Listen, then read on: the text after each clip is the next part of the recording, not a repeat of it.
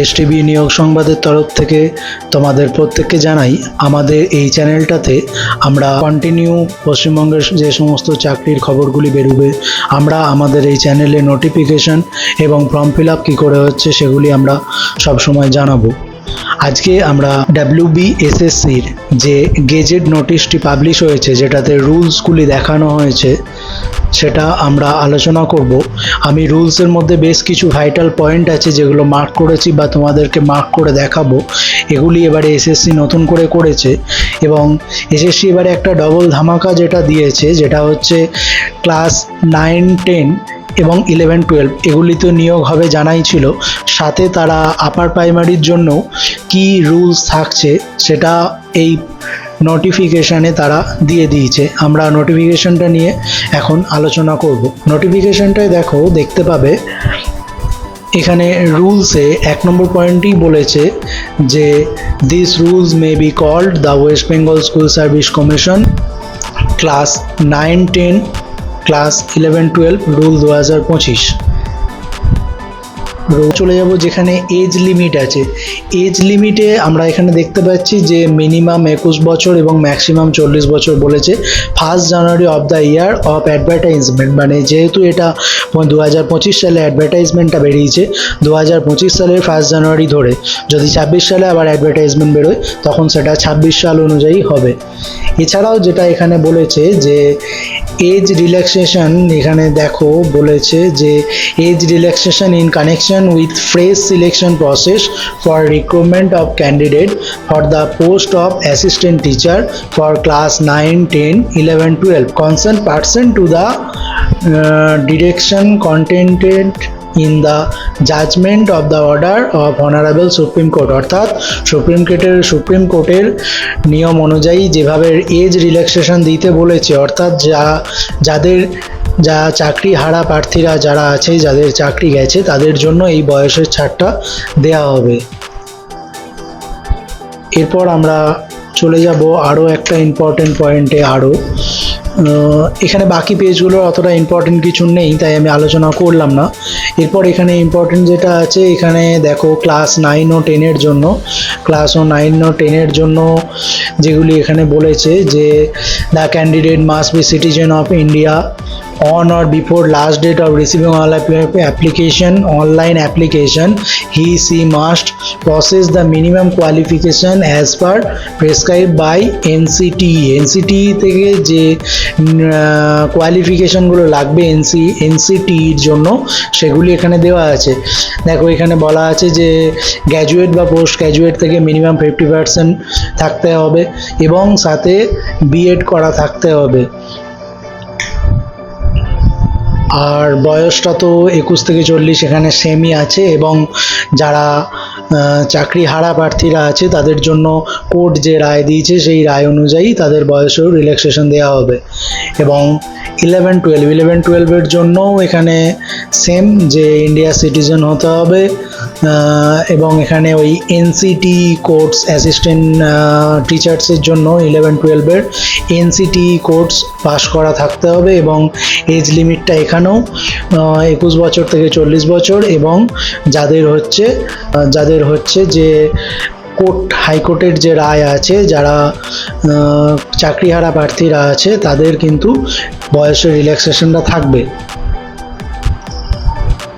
অর্থাৎ 40 বছর, এখানে 40 হওয়ার পরেও যারা জেনারেল কাস্ট আছে তাদের তো 40, কিন্তু যারা SC বা ST আছে তাদের হচ্ছে 45 বছর। SC বা STদের হচ্ছে 45 বছর।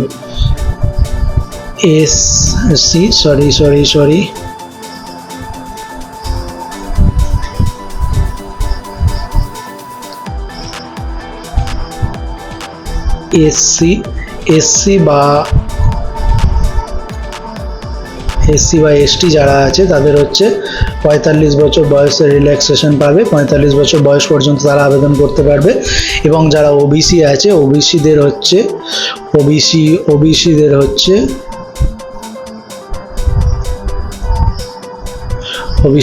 44 বছর।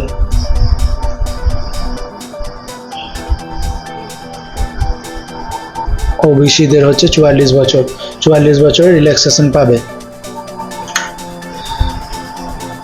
এবং এইটা আমরা যেটা এখন আলোচনা করছিলাম ক্লাস 11-12 এর জন্য এখানে বলছে যে পোস্ট গ্র্যাজুয়েট 11-12 এর জন্য কিন্তু পোস্ট গ্র্যাজুয়েট, শুধু গ্র্যাজুয়েট নয়, 11-12 এর জন্য কিন্তু পোস্ট গ্র্যাজুয়েট থাকতে হবে 50% মার্কস নিয়ে এবং বিএড পাস থাকতে হবে।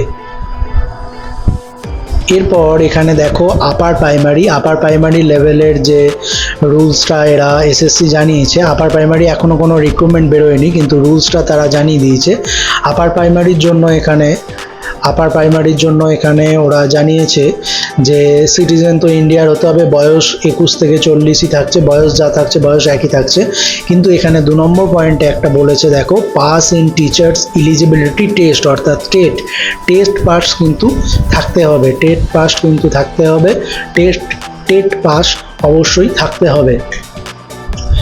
এনসিটিই পারপাসের জন্য এনসিটিই রুলস যে আছে, এই এনসিটিই পারপাসের জন্য টেট পাস অবশ্যই থাকতে হবে।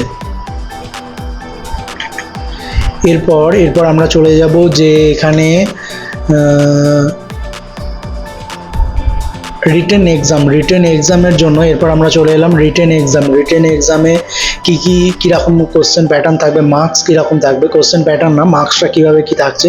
এখানে দেখো রিটেন এক্সামিনেশন এখানে ওএমআর বেস থাকছে 60 নম্বর ওএমআর বেস। এরপর একাডেমিকে হচ্ছে এডুকেশন কোয়ালিফিকেশনের ওপর 10 মার্কস দিচ্ছে, এডুকেশন কোয়ালিফিকেশনের ওপর 10 মার্কস থাকছে। 10 মার্কসটা কীরকম ভাগ হচ্ছে, যদি কারোর এডুকেশন কোয়ালিফিকেশনের 60%-এর ওপর থাকে তাহলে সে 10 মার্কস পাবে, যদি কারোর 60% থেকে 50%-এর মধ্যে থাকে তাহলে সে 8 পাবে, এবং যদি কারোর বিলো 50-র নিচে যদি কারোর থাকে তাহলে সে 6 মার্কস পাবে। এরপর হচ্ছে টিচিং এক্সপিরিয়েন্স, অর্থাৎ যারা চাকরিহারা প্রার্থীরা আছে বা অনেকে প্রাইমারি টিচার করছে, তারা এসএসসির জন্য আবেদন করে, এরকমও থাকতে পারে।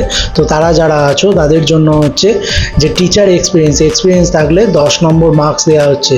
এবার 10 নম্বর মার্কসটা কিভাবে ক্যালকুলেট করছে বলছে, at the secondary level in a government or government aided government sponsor school calculated on the basis of 2 marks for each year, মানে পার ইয়ার, অর্থাৎ একটা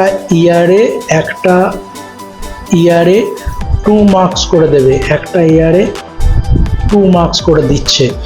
এরপর কি হচ্ছে ওরাল ইন্টারভিউ, ওরালে মৌখিক থাকছে, মৌখিকে 10 নম্বর থাকছে। এরপর থাকছে লেকচারের জন্য থাকছে 10 নম্বর। এটা গেল ক্লাস 9 ও 10 এর। এবার হচ্ছে 11-12 এর কীভাবে থাকছে, 11-12 সেম রিটেন এক্সাম থাকছে 60 নম্বর ওএমআর এর জন্য। তারপর একাডেমিক এডুকেশন কোয়ালিফিকেশান থাকছে 10 নম্বর, এডুকেশন কোয়ালিফিকেশানে 10 নম্বরের পর এখানে কিভাবে ভাগ হচ্ছে এডুকেশন কোয়ালিফিকেশানটা, যে 60% থাকলে 10, 60 থেকে 50% থাকলে 8, 50%-এর নিচে থাকলে 6। এরপর হচ্ছে টিচিং এক্সপিরিয়েন্স, এখানেও টিচিং এক্সপিরিয়েন্স 10 মার্ক দেওয়া হয়েছে। এটাও তাই, যে এখানেও তাই 1 বছর টিচারি করালে, গভর্নমেন্ট স্কুলে কোনো 1 বছর টিচারি করলে 2 মার্কস, অর্থাৎ 1 বছরে 2 মার্কস। এরপর থাকছে মৌখিকের জন্য থাকছে 10 নম্বর এবং লেকচারের জন্য থাকছে 10 নম্বর। এবার এইখানে আরেকটা জিনিস খেয়াল করো, যেটা দিয়েছে এসএসসি এবারে, যে আপার প্রাইমারি লেভেলে কি বলছে, টেট তো থাকতেই হবে, টেট থাকবে, এবং সাথে আপার প্রাইমারি লেভেলেও বলছে যে টিচিং এক্সপিরিয়েন্স। এখানটা খেয়াল করবে, এখানে দেখো বলছে যে টিচিং এক্সপিরিয়েন্স থাকছে। এবং আপার প্রাইমারি লেভেলেও কীভাবে মার্কসগুলো ভাগ হবে বলেছে, যে একাডেমিক স্কোরটা এখানে দিচ্ছে কিন্তু 10 দিচ্ছে, 10-এর 60%-এ থাকছে 10 মার্ক, 60 থেকে 50%-এ থাকছে 8 মার্কস, এবং 50% নিচে হচ্ছে 6 মার্ক। এরপর এখানে টেটের টেটের উপর থাকছে 40 নাম্বার, রিটেন এক্সাম থাকছে 25 নাম্বার, মৌখিক থাকছে 15 নাম্বার, লেকচারে থাকছে 5 নাম্বার, এবং হচ্ছে টিচিং যে এক্সপিরিয়েন্স, সেই এক্সপিরিয়েন্সও কিন্তু 5 নম্বর থাকছে। আপার প্রাইমারি কিন্তু এখন কোনো নোটিফিকেশান আসেনি, কিন্তু এসএসসি রুলসটা আপার প্রাইমারি দিয়ে দিয়েছে, তাই আমরা আলোচনাও করে নিলাম।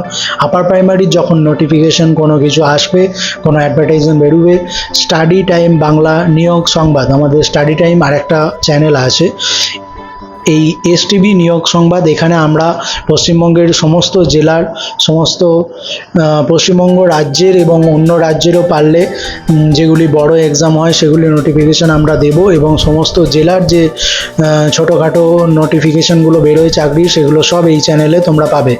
তোমরা চ্যানেলটাকে সাবস্ক্রাইব করে রাখবে এবং লাইক বাটনে ভিডিওটা ভালো লাগলে অবশ্যই লাইক করবে। এই হলো আজকের নোটিফিকেশানে আলোচনা। নোটিফিকেশানটি পাবলিশ করা হয়েছিল 29 তারিখ। এরপর একটি অ্যাডভার্টাইজমেন্টও তারা পাবলিশ করেছে। আমরা 11, 12 এবং 9, 10-এর যে অ্যাডভার্টাইজমেন্ট আছে ওটাতে আরও ডিটেলস আলোচনা করব, আবার একটা ভিডিও আসবে।